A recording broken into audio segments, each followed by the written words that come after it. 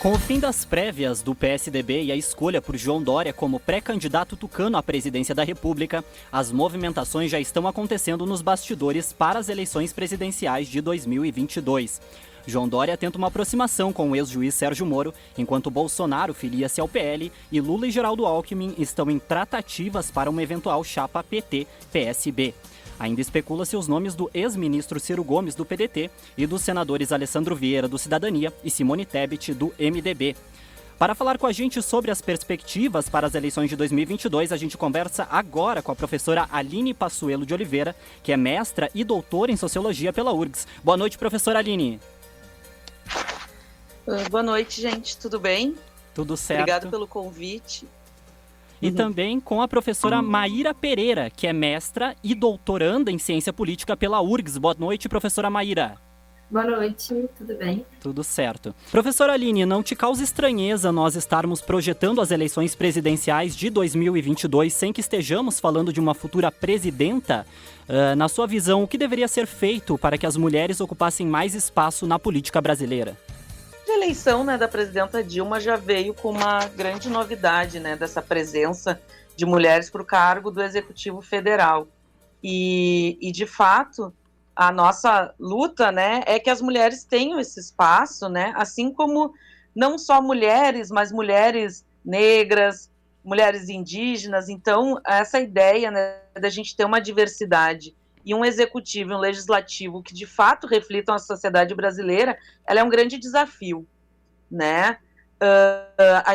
a princípio, a senadora Simone Tebet vai ser a candidata do MDB, não sei se já foi realizada as prévias ou não no partido, mas de fato ela seria a princípio a única, Então, a presença das mulheres na política, ela também vem a partir de um reconhecimento, por parte das legendas, dos movimentos sociais, da importância, dessas vozes, são vozes dissonantes, dado o nosso o contexto, altamente masculino, embranquecido, da política brasileira. Mas, de fato, o que a gente acaba observando é que muitas das legendas acabam, colocando candidatas, muitas vezes como até laranjas, dos partidos, para que não percam, também o fundo partidário para garantir, as candidaturas, mas de fato são poucos os partidos e os movimentos que incentivam e de fato compreendem, a importância da diversidade de gênero, da diversidade de orientação sexual, da diversidade étnica, nas suas bases. Então é um dos grandes desafios, A gente vai ter partidos, que vão ter desde o início, essa presença, mas, de fato, infelizmente, o que a gente observa é mais uma vontade de algumas legendas de, não, vamos ocupar o espaço porque somos obrigados, e não, de fato, uma construção que é coletiva e que vem a partir de vozes diversas. Sim, muito importante. Professora Maíra, nós sabemos que o presidente, que assumir em 1º de janeiro de 2023 não terá uma tarefa fácil, considerando o cenário atual. Quais deveriam ser as prioridades do presidente que assumir o país a curto e médio prazo? Quais as áreas que deveriam ser priorizadas na sua avaliação? Essa pergunta é a pergunta, assim, considerando a situação do Brasil, eu acho que o presidente que assumir vai ter um grande desafio enquanto governo. E, bom, a gente tem sérios problemas aí que derivam da questão econômica no Brasil, que eu acho que vai ser uma área prioritária aí. A gente tem uma distribuição de renda que está cada vez mais desigual, A gente voltou com o Brasil para o mapa da fome, a gente está acabando com programas sociais importantes que faziam diferença nesse sentido. Então, acho que as áreas prioritárias aí vai ser uma frente grande de prioridades, Não dá para negligenciar uma área ou outra. Então, na economia, políticas para geração de emprego, controle da inflação, saúde, distribuição de renda, Então, acho que o desafio, a lista é grande e o desafio mais ainda. Tem diversas pastas, né, que foram abandonadas pelo atual governo. Exatamente. Professora Aline, na sua avaliação, quais são as maiores diferenças entre as eleições que tivemos em 2018 e a que nós teremos em 2022? O que mudou de lá para cá? Bom, eu acho que uma das grandes diferenças, né, e infelizmente digo isso, foi que a gente, né, depois de 2018, né, principalmente a partir do início de 2020, a gente enfrentou uma pandemia, né? Uma pandemia que já vinha, né, causando muitos estragos e desafios para os outros continentes, mas de fato o que a gente observou era, né, um país que se preocupou muito em negar, né, apesar das evidências de negar que precisava tomar medidas, né, para conter a pandemia, também negava, né, a ciência, as vacinas. Então, de fato, eu acho que todos os desdobramentos que vêm a partir da pandemia e que ainda, né, estão acontecendo, a gente não pode falar em uma pandemia controlada, né, é só a gente olhar um pouco para a Europa e ver, né, como que as coisas estão se dando lá.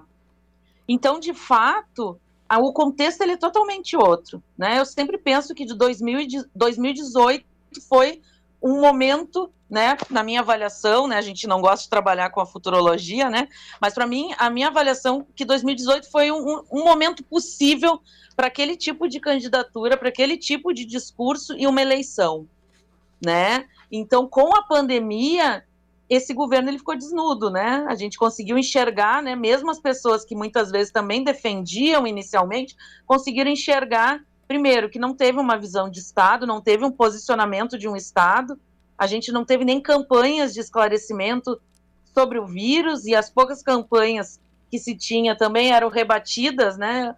A troca de ministros da Saúde demonstrou muito isso, né? Ministério da Saúde, um dos muitos ministérios extremamente técnicos, né?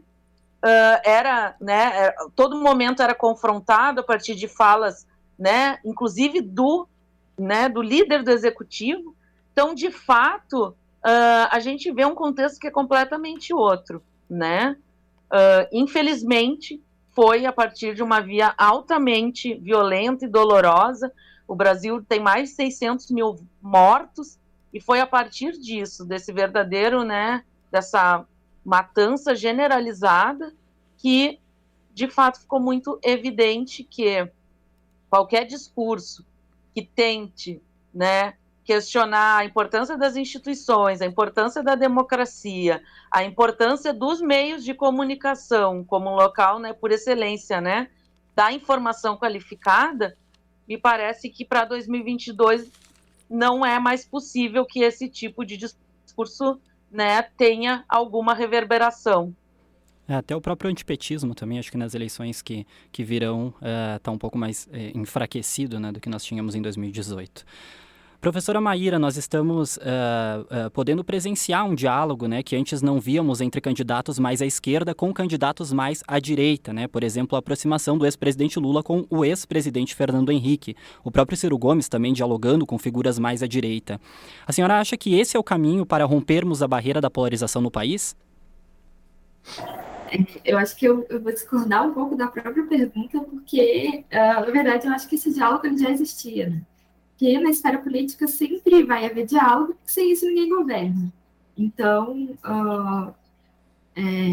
o diálogo ele não é recente, né? E a gente entender o que é essa polarização que a gente está nela, que a gente tem essa ideia, que percebe essa polarização, né?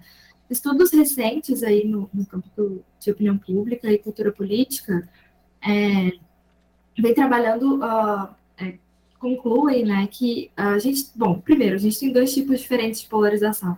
A gente tem uma polarização ideológica, que seria essa distância ideológica entre grupos políticos, e aí a gente fosse pensar nesse antes aí nos governos mesmo, PT e PSDB, eles tendiam, em alguma medida, ao centro, mas a gente pensa numa polarização nesse sentido, e uma polarização afetiva, que seria o aumento do desafeto entre grupos políticos rivais, né? E essa polarização afetiva, ela está em relação há grupos fluidos, então não necessariamente grupos formados por identidades partidárias, mas por posicionamentos políticos diferentes, e também ela se formaria em relação a líderes políticos, né? E aí, o que é a polarização que a gente tem visto hoje, né? Esses estudos indicam que o que a gente tem visto hoje é menos uma polarização ideológica e mais uma polarização afetiva. E qual o problema disso? Qual que é a complicação disso? Além da gente ter uma polarização afetiva, é uma polarização assimétrica. Então, o que significa dizer? Que é apenas a direita que está se deslocando mais para o extremo. E a questão da polarização afetiva ser problemática, primeiro porque a população ela não vê aí, nessa disputa política, programática, né, uma disputa de programas e pautas diferentes. Porque, bom, a gente tem uma herança aí personalista, uma tradição personalista no Brasil, que faz com que a gente tenha essa dificuldade de entender o cenário atual como grupos políticos com plataformas distintas, mas candidatos diferentes que agradam mais ou menos a determinados sujeitos. E essa polarização afetiva, ela é problemática porque ela pode apresentar para a democracia, por exemplo, um problema para a legitimidade do governo em relação ao grupo opositor, porque aumenta esse desafeto. Então, essa legitimidade do governo vai ficar em questão, em xeque, e pior ainda, na minha opinião, né, ela vê a saída fora da dimensão política, fora da disputa partidária, aí flertando com possibilidades de saídas autoritárias. Então, eu acho que, bom, o diálogo é fundamental, mas entender essa polarização no sentido de ser mais afetiva e menos ideológica é fundamental para a gente tentar mitigar esse cenário. Certo, então. Muito obrigado, infelizmente, né, o nosso tempo é curto. Eu gostaria de agradecer a participação da professora Aline Passuelo de Oliveira e da professora Maíra Pereira. Muito obrigado por terem estado com a gente nesta noite. Obrigada. Valeu, tchau, tchau.